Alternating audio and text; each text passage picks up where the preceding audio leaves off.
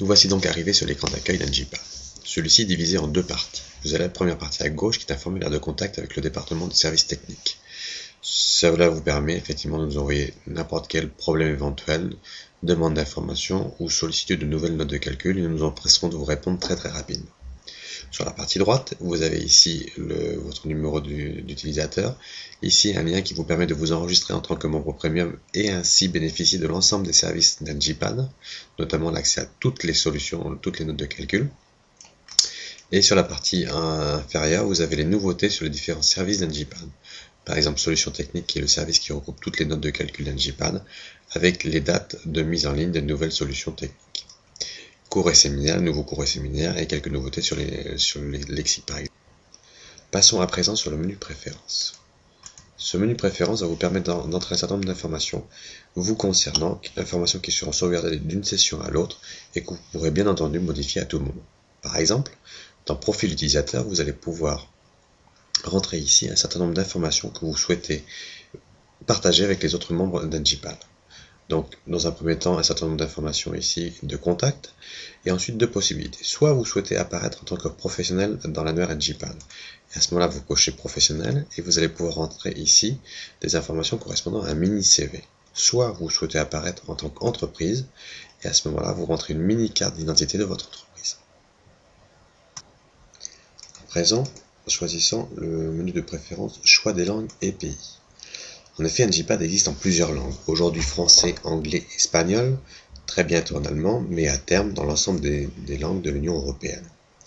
Donc, dans un premier temps, vous allez pouvoir choisir ici la langue des solutions techniques, c'est-à-dire la langue dans laquelle va être publiées les notes de calcul, français, anglais, espagnol ou français aujourd'hui. Vous pouvez ensuite choisir la langue de l'application d'Engie-Pad, c'est-à-dire la langue de l'interface d'Engie-Pad, dans laquelle va être affiché tous les messages d'aide, les menus, etc. Et enfin, vous allez pouvoir choisir ici le pays correspondant au document d'application nationale utilisé. En effet, toutes les notes de calcul d'Engie-Pad suivant l'Eurocode intègrent cette caractéristique, puisque chacun des pays a défini dans ce document d'application nationale certaines valeurs différentes pour les variables définies dans le document de base. En résumé, nous pouvons choisir par exemple de travailler avec une version d'Engie-Pad en anglais, de demander les notes de calcul en français, et de travailler suivant le document d'application espagnol. Enfin, le dernier système de préférence de l'utilisateur, la sélection des unités. En effet, vous allez pouvoir ici choisir l'ensemble des unités et du nombre décimal pour chacune des types d'unités utilisées dans les notes de calcul d'Engie-Pad. Par exemple, je choisis que toutes les dimensions soient exprimées non pas en mètres mais en centimètres, et ce avec une seule décimale. Et je peux faire de même pour l'ensemble des types d'unités ici. Et je peux actualiser. Ces actualisations, ce système de préférence sera sauvegardé dans mon compte Engie-Pad et je n'aurai pas besoin d'y revenir à chaque nouvelle session. Enfin, le menu Aide ici vous permet d'accéder à propos d'Engie-Pad directement au numéro de version installé sur votre ordinateur. Ensuite, vous avez la possibilité ici, en cliquant sur Tutoriel Engie-Pad, d'afficher le manuel d'Engie-Pad. Donc après quelques instants, vous pouvez directement avoir accès au manuel d'Engie-Pad, la dernière version actualisée directement depuis l'application. Vous pouvez ici choisir par exemple 75% et feuilleter l'ensemble des pages du manuel directement depuis l'application, ou bien la sauvegarder, ou bien l'imprimer pour une utilisation directement plus tard. Passons à présent au cœur de calcul d'Engie-Pad, le service note de calcul. Ce service note de calcul va vous permettre de faire apparaître l'écran en deux parties. Une partie à gauche ici, qu'on appellera l'arbre des notes de calcul, et la partie à droite ici dans laquelle sera située les notes de calcul choisies par l'utilisateur.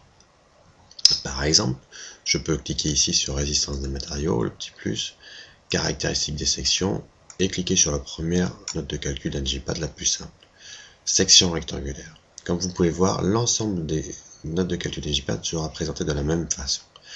Une partie grisée dans laquelle apparaît ici le titre, la référence de la solution, sa version, et votre numéro d'utilisateur. Ici, vous pouvez pouvoir inscrire le projet concerné, la société, en l'occurrence votre société, la date et l'ingénieur qui effectue le calcul. Ensuite, deux parties, la partie hypothèse et la partie résultat. Donc, la partie hypothèse est la partie dans laquelle vous allez rentrer les données. Par exemple ici, je rentre la largeur de la section 20 centimètres, je vois bien ici les dimensions est réalisées en centimètres et non pas en mètres comme je l'ai défini dans mon système de préférence. Et je vais pouvoir définir ici 30 cm, hauteur de la section. J'ai un petit graphique ici qui m'aide effectivement pour définir ces valeurs-là. Une fois rentré ces valeurs, je pressionne sur calculer et mes données sont alors envoyées en temps réel sur le serveur d'NGPad. Comme vous avez pu le voir ici, c'est très rapide. Et sont affichés à ce moment-là les résultats, les valeurs des variables, les valeurs ici, les unités et la description des variables ici. À tout moment, je peux bien entendu imprimer ces solutions-là. Vous pouvez ensuite, bien entendu, naviguer dans les notes de calcul par l'intermédiaire de l'arborescence située ici. Par exemple, je peux aller sur Arc ici, pour voir les différents arcs qui existent dans NGPad ici. Je peux aller voir par exemple aussi les portiques, quelques portiques, avec les différentes notes de calcul correspondant aux portiques d'un NGPad. Je peux fermer les résistances des matériaux, aller voir par exemple sur Eurocode 2 ici. Au niveau des matériaux, je peux cliquer ici, caractéristiques des classes de béton, et directement en choisissant ma classe de béton ici, obtenir les différentes caractéristiques de la classe de béton sélectionnée. Je peux aller voir par exemple ici sur poutre, cisaillement entre lame du poutre et l'inté, ou je peux aller voir ici recouvrement ou ancrage des armatures, ou ancrage des barres longitudinales par exemple. Toujours pareil, quelques petits schémas pour me faciliter l'entrée des données. Si par exemple je rentre ici le diamètre de la barre 10, je dis que c'est une barre en traction, je dis qu'effectivement il y a 1,5 cm² d'armature transversale, que la forme de la barre correspond à la forme à droite ici, l'enrobage sur la paroi qui est située ici en C va être de 3 cm, de 3,5 cm en enrobage vertical, l'espacement des barres va être de 10 cm, le confinement correspond donc au cas 2 par exemple, j'ai une classe de béton de 30, mon acier est un acier de 500 mégapascal, je suis dans une autre cas, c'est-à-dire en situation normale, et mes conditions d'adhérence sont bonnes. Je pressionne calculer, et j'obtiens à ce moment-là les différents résultats intermédiaires, me permettant de calculer la longueur d'ancrage de calcul. Donc vous voyez bien qu'ici apparaissent les noms des variables telles qu'elles sont définies dans l'Eurocode 2 en l'occurrence ici, leurs valeurs, les unités correspondant à votre choix de préférence, la description de la variable, et ici l'article de l'Eurocode qui vous permet de calculer, d'effectuer le calcul correspondant. Je peux poursuivre par exemple la navigation dans les notes de calcul d'NGPad concernant l'Eurocode 3. J'ai ici les caractéristiques des sections métalliques. Donc il existe la base de données directement de toutes les sections qui me permettent très rapidement d'obtenir les caractéristiques des différentes sections. Je peux par exemple ici passer sur le calcul d'un axe d'articulation ou aller vérifier par exemple une cornière boulonnée sur un gousset. Vous voyez, toujours pareil avec quelques exemples. Et une attention particulière sur le graphisme. Si nous poursuivons par exemple sur les structures en bois, on clique ici sur Eurocode 5, Généralité, je vais par exemple vérifier une compression oblique, etc. Donc vous voyez des cas très simples, et après je peux aller sur les différentes poutres, voir une panne déversée sur 2 appuis par exemple. Et la justification de cette panne avec les différentes caractéristiques à rentrer pour obtenir le calcul. Si l'on revient ici sur l'arme, vous voyez apparaître en fait 3 petits icônes différents. Les premières icônes, c'est-à-dire qui apparaît en vert ici, les icônes sur lesquelles nous avons cliqué, c'est-à-dire que les solutions sont accessibles à l'ensemble des utilisateurs, en l'occurrence les utilisateurs gratuits. Ici, lorsque l'icône apparaît grisée, il s'agit d'une solution qui est prévue mais qui est encore en développement, qui n'est pas disponible aux utilisateurs, aux membres d'NGPad. Et enfin, c'est-à-dire que quand je clique ici, vous voyez qu'apparaît directement solution développement bientôt disponible. Et ici, vous avez aussi cette visibilité ici avec un petit symbole, une petite étoile. Cela signifie que cette solution n'est accessible uniquement aux membres d'NGPad Premium.